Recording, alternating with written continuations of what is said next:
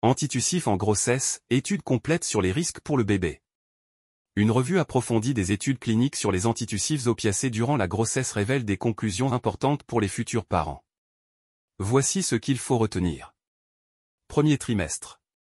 Le dextrométhorphane semble sûr avec plus de 500 expositions sans augmentation de malformations. La codéine semble également sans risque global pour les malformations majeures avec plus de 8000 grossesses exposées. Pour la codéthyline, la noscapine ou la folcodine, les données manquent. Il est préférable de les éviter au premier trimestre. Deuxième et troisième trimestre. La codéine non métabolisée en morphine peut poser des risques pour le fœtus et le nouveau-né. Un risque de dépression respiratoire néonatale est théorique en cas de prise de codéine avant ou pendant le travail. Aucun effet tératogène n'est attribué à une utilisation ponctuelle d'antitussifs pendant ces trimestres. Autre molécule. Le butamirate manque de données pour le premier trimestre et doit être utilisé avec prudence ensuite. L'oxéladine n'a pas d'éléments inquiétants mais par précaution, son utilisation est déconseillée pendant la grossesse.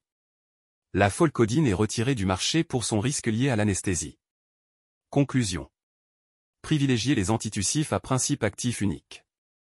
Limiter l'utilisation des antitussifs opiacés, sédatifs ou atropiniques en fin de grossesse pour éviter un impact néonatal. Ces recommandations sont émises par le Dr Labib, pharmacien titulaire de la pharmacie Dr Labib à Buira.